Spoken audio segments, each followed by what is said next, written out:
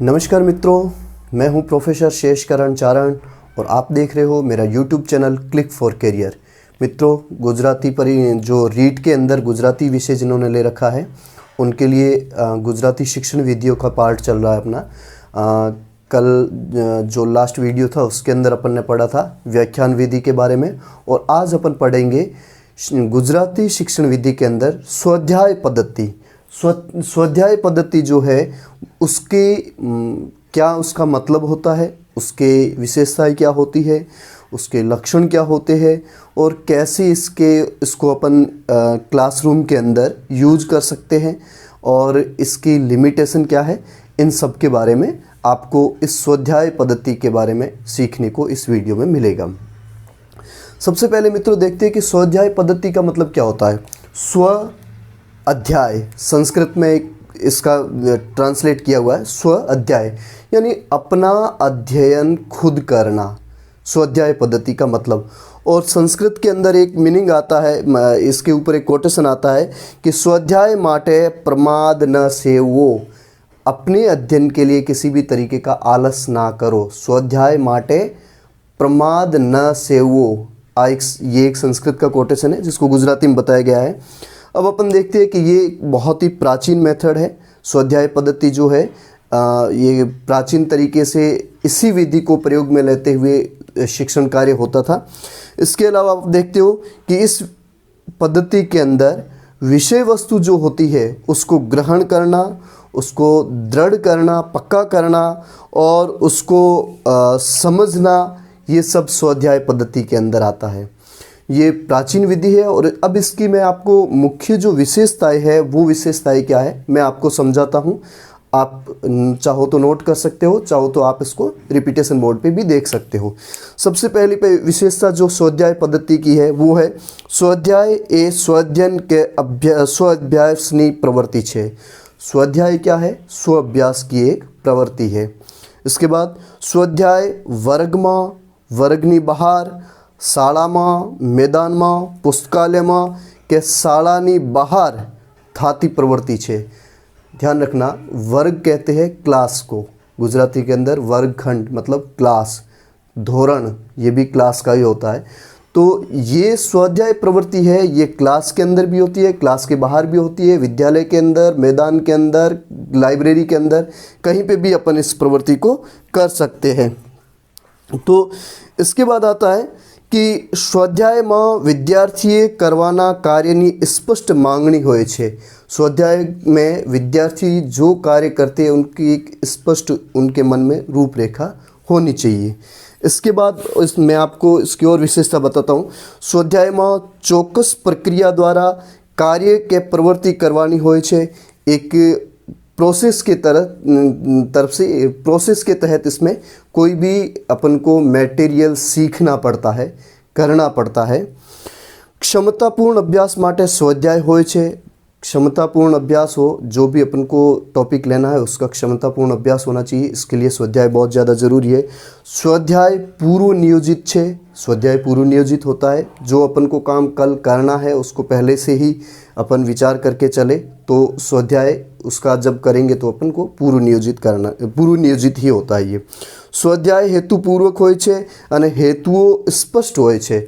हेतु मतलब उद्देश्य, स्वाध्याय का एक उद्देश्य होता है और उद्देश्य जो होते हैं वो स्पष्ट होते हैं कि कल अपन को कितना पढ़ के आना है, कितना याद करके आना है, कितना लिख के आना है। ध्यान रखना, अंग्रेजी में इसको असाइनमेंट मेथड कहा जाता है। और इसके अंदर ही अपन देखते हैं स्वाध्याय शिक्षकનું मार्गदर्शन जरूर पूर्वक खूब જ ઓછો હોય છે। इस विधि के अंदर शिक्षक का काम बहुत आसान हो जाता है और उसका मार्गदर्शन इतना ज़्यादा नहीं होता है जितना कि व्याख्यान विधि के अंदर होता था। इसमें सिर्फ जहाँ ज़रूरत पड़े उतना ही शिक्षक का मार्गदर्शन इसके अंदर होता है। स्वाध्याय ए गृह कार्य नहीं, याद रखवानुं मित्रों, स्वाध्याय गृह कार्य नहीं। गृह कार्य ए स्वाध्यायनो पण एक पासो होई सके और गृह कार्य जो है वो स्वाध्याय का एक पार्ट है, असाइनमेंट है जो अपन घर पे स्टूडेंट को काम करने के लिए देते हैं। वो पूरा स्वाध्याय तो नहीं है लेकिन स्वाध्याय का एक पार्ट हो सकता है। इसके बाद स्वाध्यायना विविध स्वरूप होय छे। वाचन, लेखन, अवलोकन, ज्ञान संपादन, संग्रह, प्रयोग वगैरह। આ સ્વાધ્યાયના વિવિધ સ્વરૂપ હોય છે। પછી સ્વાધ્યાય टूंकी मुद्दतना અને लांबी मुद्दतना પણ હોય છે। कम समय के अंदर और ज़्यादा समय के भी स्वाध्याय होते हैं। छोटा अपन होमवर्क या स्टूडेंट को काम करने के लिए देते हैं, स्टूडेंट काम करके आता है, थोड़ा भी होता है ज़्यादा भी होता है। कभी अपन देखते हैं कि वीकली अपन एक संडे की अगर लीव मिलती है तो उनको कहते हैं कि ये इतना होमवर्क करके आना। अब बच्चा उस एक दिन के हिसाब से होमवर्क करता है। कभी दीपावली की छुट्टियां हो जाती है, सर्दी गर्मी की छुट्टियां, उसमें अपन लंबे समय के लिए उसको असाइनमेंट देते हैं। होमवर्क के अंदर बहुत सारी चीज़ें आ जाती है, उसको लिखने, पढ़ने, बोलने, सब कुछ याद करने की सारे तरीके की जो है वो सब होमवर्क के अंदर आ जाता है। और स्वाध्याय के विविध जो लक्षण हैं वो आप देखिएगा कि पहला होता है हेतु सिद्धि। स्वाध्याय के जो विभिन्न लक्षण हैं उसमें से सबसे पहले आता है हेतु सिद्धि। स्वाध्याय का जो एक हेतु होता है, उद्देश्य होता है, सारो स्वाध्याय पाठ योजना विशिष्ट हेतुओं।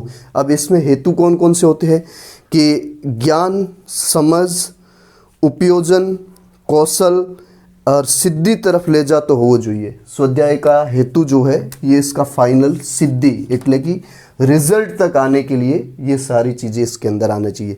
ज्ञान हो, शिक्षण हो, समझ हो, कौशल हो, इन सब से अपन को फाइनल रिजल्ट तक पहुंचने, तो इसका मतलब ये उसकी एक हेतु सिद्धि, उसका उद्देश्य होना चाहिए।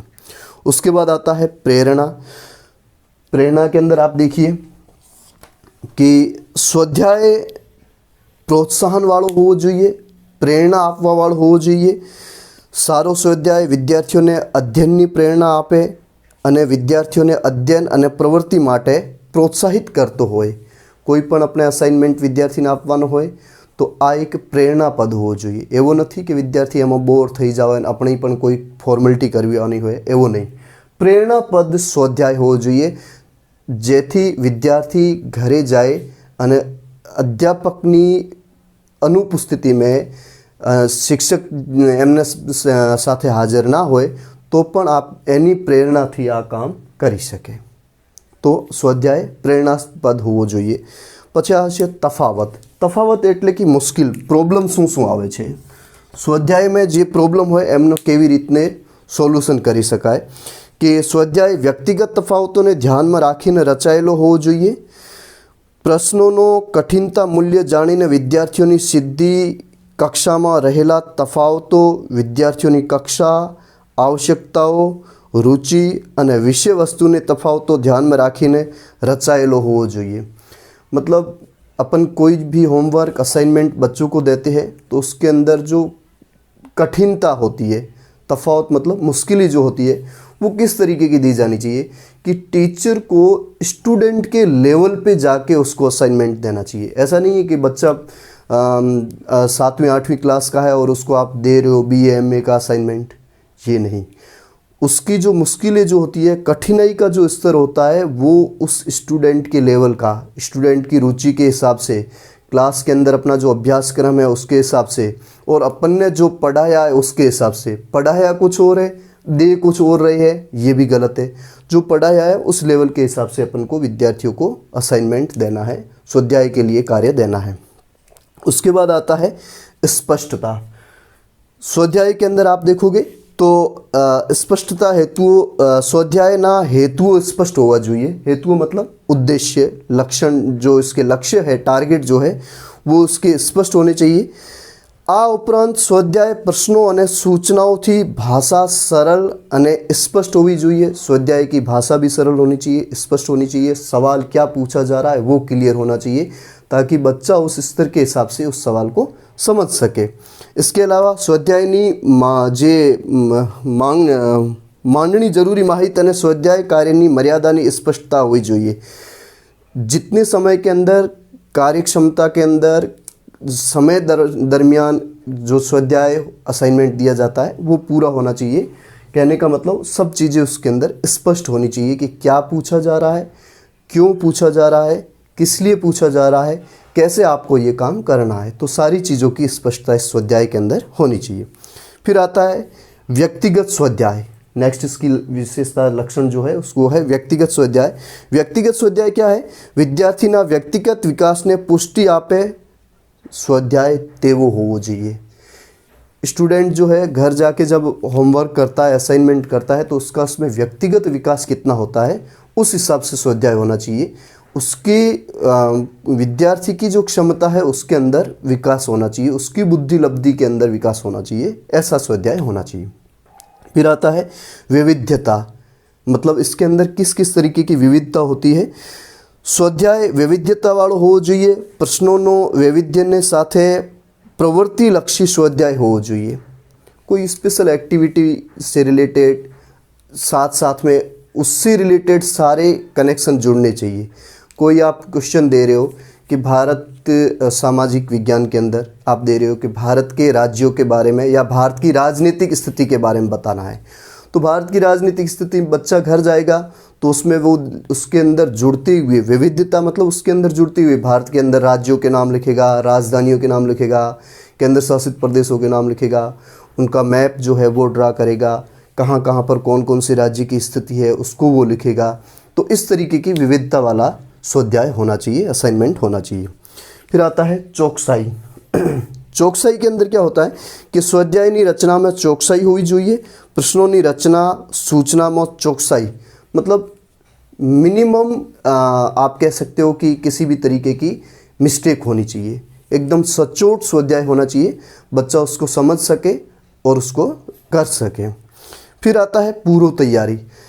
पूर्व तैयारी में स्वाध्याय आपता पहला शिक्षक पूर्व तैयारी करवानी होय छे। ये शिक्षक के लिए है कि शिक्षक को जो असाइनमेंट देना है उससे पहले उसकी प्री प्लानिंग करनी चाहिए। और विद्यार्थियों ने संदर्भ में साहित्य सामग्री यादी आपवी જોઈએ कि आपको ये जो स्वाध्याय ये असाइनमेंट दिया जा रहा है ये किस बुक से मिलेगा, उसकी ये मतलब बुक की लिस्ट है, यादी है, और यहाँ पर आपको ये असाइनमेंट जो है इससे हेल्प मिल सकती है। ये अपन को सारा मटेरियल टीचर को बच्चों के सामने पहले से ही देना चाहिए, पूर्व तैयारी होनी चाहिए, जेथी पूर्व तैयारी करीने स्वाध्याय पूर्ण करी शकाय। फिर आता है रस उत्तेजना। स्वाध्याय विद्यार्थीओना रसने जागृत करे तेवो होवो જોઈએ। स्वाध्याय पूर्ण करवा माटे विद्यार्थीओने उत्तेजना जागे तेवो होवो જોઈએ। स्वाध्यायमां यथार्थ दृष्टांत, उदाहरण, पूर्वानुभव, संदर्भ, आकृति, चित्र आ बधाई होवा જોઈએ। मतलब कहेવાનો मतलब आ छे कि जे स्वाध्याय मेथड जे छे आ इंटरेस्टिंग मेथड होवो જોઈએ, विद्यार्थीने बोर करवा वाळो ना होय। जे इंटरेस्टिंग मेथड छे तमे एमने एक्टिविटी बेस्ड सवाल आपो, तमे एमने चित्र बेस्ड सवाल आपो, मैपिंग बेस्ड सवाल आपो, कोई बीजो पर प्रोजेक्ट बेस्ड क्वेश्चन आपशो तो विद्यार्थियों का इसमें इंटरेस्ट होगा અને ત્યારે જ સ્વાધ્યાય રસપૂર્ણ બની શકે, નહીં તો સ્વાધ્યાય જે છે આ નીરસ થઈ જશે। તો સ્વાધ્યાય જે છે આ રસપૂર્ણ અને ઉત્તેજનાવાળો હોવો જોઈએ, જેથી વિદ્યાર્થીને શિક્ષણને પ્રતિ એક રસ જાગે છે। અને છેલ્લે દિશા સૂચન। સ્વાધ્યાયમાં દિશા સૂચન આપેલા હોવા જોઈએ, જેથી શિક્ષકના માર્ગદર્શનની નહિવત ઓછામાં ઓછી જરૂરિયાત હોય છે। कि विद्यार्थी को जब असाइनमेंट दिया जाता है, विद्यार्थी अपने घर पे होता है, लाइब्रेरी में हो, स्कूल के बाहर हो, प्रवास स्थल पे गया हुआ, कहीं पे भी वो काम कर रहा है, उसको शिक्षक की कम से कम ज़रूरत पड़े इस तरीके का दिशा सूचक ये स्वाध्याय होना चाहिए। तो ये स्वाध्याय की सारी मतलब लक्षण है, इसकी विशेषताएँ हैं, लक्षण हैं।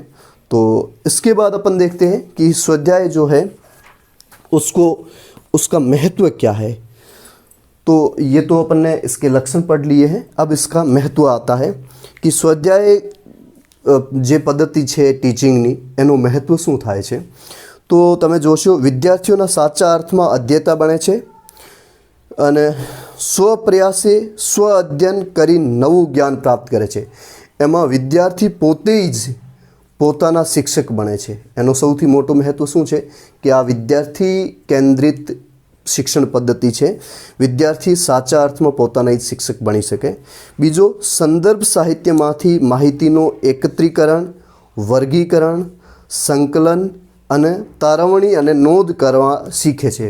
विद्यार्थी को खुद को पता चलता है कि मुझे कहाँ से कौन सी बुक लेनी है, उसके अंदर कौन से टॉपिक लेने हैं, उस टॉपिक के अंदर कौन कौन सी चीज़ें पढ़नी है, तो ये सारी चीज़ों का संकलन विद्यार्थी खुद कर सकता है इस विधि के अंदर। વિવિધ સાધનોનો ઉપયોગ કરી તેના આધારે નવી માહિતી મેળવે છે અને નવું જ્ઞાન પ્રાપ્ત કરે છે। अलग अलग उनको जो सोर्स मिलते हैं पढ़ने के, उसके हिसाब से उनको नया ज्ञान मिलता है और अपने तरीके से वो इनोवेटिव आइडिया के साथ उसको सीख सकते हैं। फिर आता है अभ्यासक्रम ने पहुँची वालों स्वाध्याय उपयोगी है।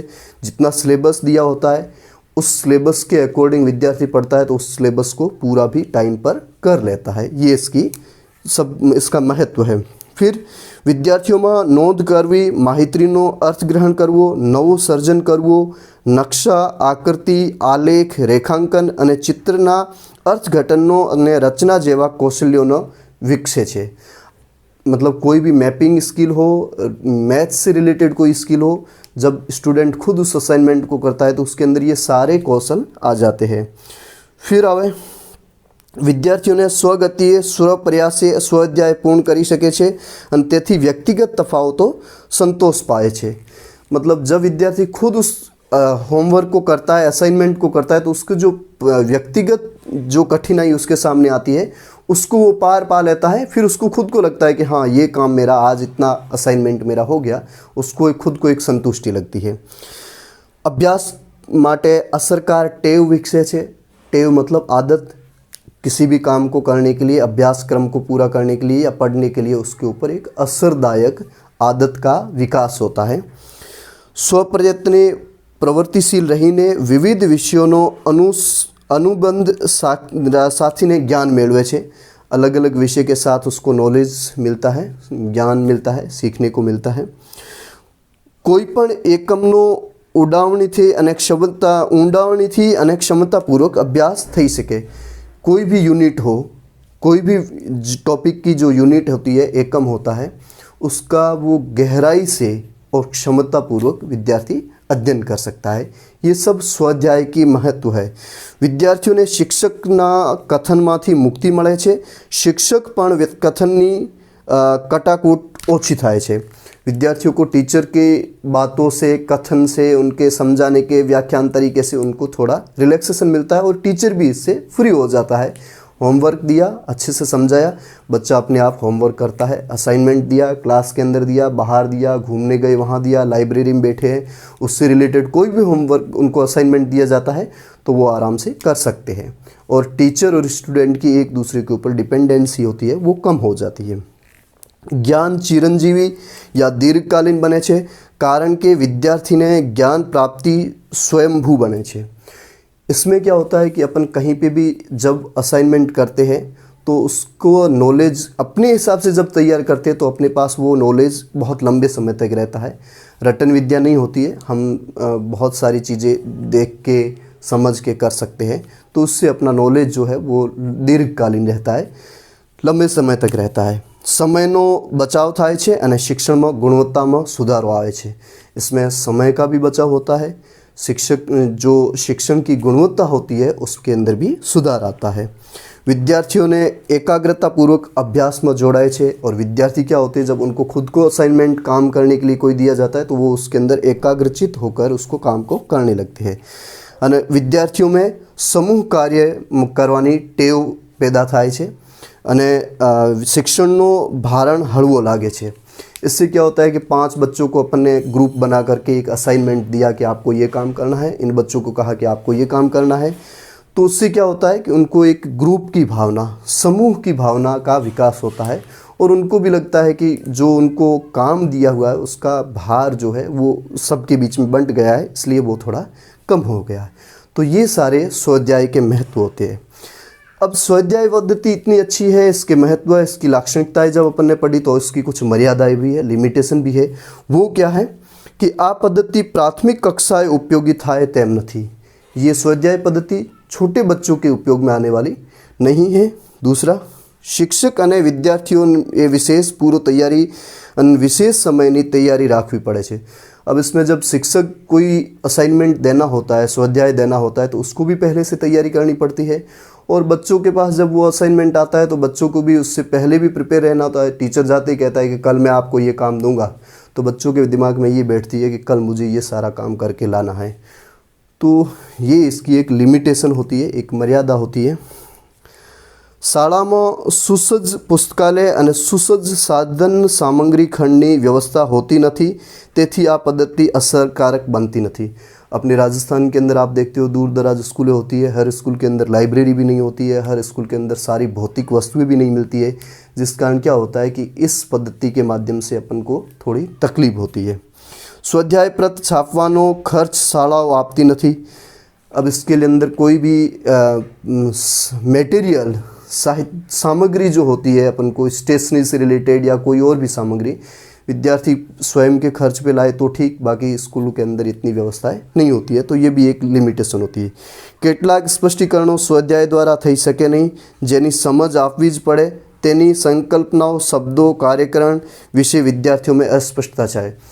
विद्यार्थी को अपन ने असाइनमेंट दिया है, कोई काम दिया है, विद्यार्थी घर जाता है, उसको समझ में नहीं आती है, फिर टीचर से उसका कम्युनिकेशन उस समय के लिए नहीं हो पाता है, तो फिर वो अपने मन से लिखता है, जिस कारण उसके अंदर कुछ न कुछ अस्पष्टता उस स्वाध्याय के अंदर रहती है।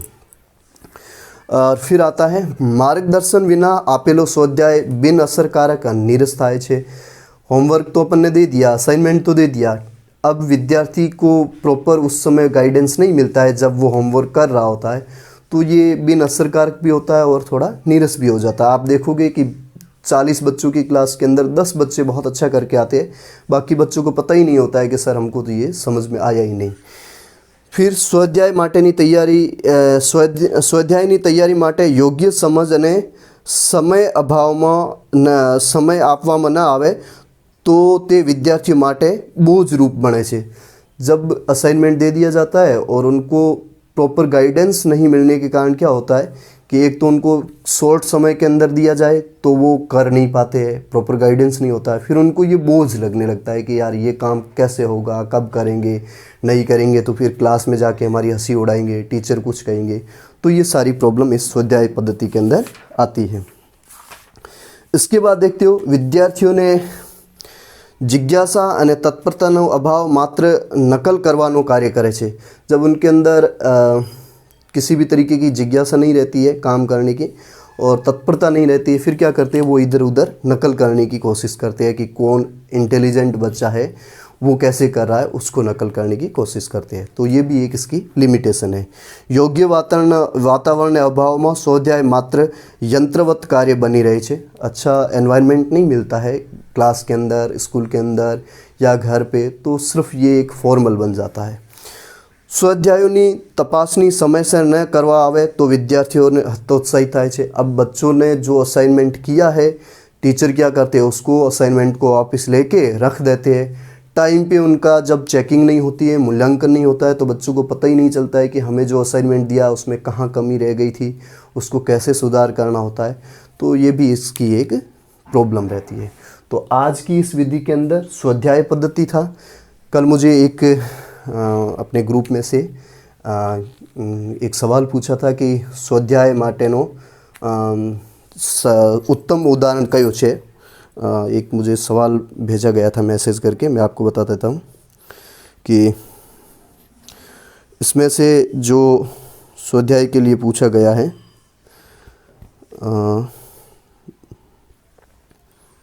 कि नीचेमांथी कयो स्वाध्यायनो उत्तम गणाय छे। पहलो ऑप्शन छे प्रश्नोनी उत्तर लखवा आपवा, प्रश्नोना उत्तर लखवा आपवा, बी प्रश्नोना उत्तर मोढे करवा आपवा, सी खाली जग्या पूरवा आपवी અને ડી ચોક્કસ સ્થળની મુલાકાત લેવાનું રહેવું। તો એમાં જે રિલેટેડ આન્સર લાગે છે આ આવે છે પ્રશ્નોનો ઉત્તર લખવા આપવા। કારણ कि क्लास के अंदर जब टीचर है कोई टॉपिक विषय वस्तु समझा देता है, फिर उसको असाइनमेंट के लिए विद्यार्थियों को कहते हैं कि आप घर जाके या किसी पर्टिकुलर जगह पे जाके आपको ये काम करके आना है। तो विद्यार्थी फिर क्या होता है, जो टीचर ने समझाया है उस हिसाब से उसको घर पे लिख के, इनमें से 4 ऑप्शन में से मुझे ये ज़्यादा रिलेटेड लग रहा है कि उत्तर लखवा, प्रश्न उत्तर लखवा आपवा, बाकी इतने रिलेटेड इससे नहीं लग रहे हैं। तो आपका भी ऐसा कोई क्वेश्चन हो तो आप मुझे पूछ सकते हो, मैं मेरी अंडरस्टैंडिंग के हिसाब से आपको समझाऊंगा। नेक्स्ट वीडियो में फिर एक नई विधि के साथ आएंगे। आपके सलाह सुझाव और आपके सवालों का स्वागत है।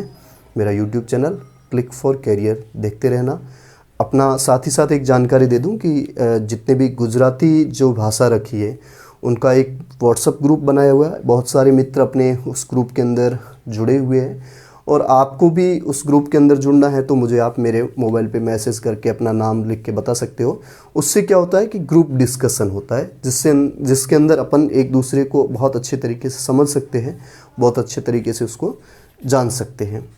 तो ये आपके सवाल जवाब, इसका आंसर अपन ग्रुप पे भी लेंगे और यहाँ पे भी आपका कोई सुझाव हो तो मुझे आप बता सकते हो। आज इतना ही। देखते रहिएगा क्लिक फॉर कैरियर। नए वीडियो के साथ फिर मिलेंगे, नए टॉपिक के साथ। थैंक यू मित्रों।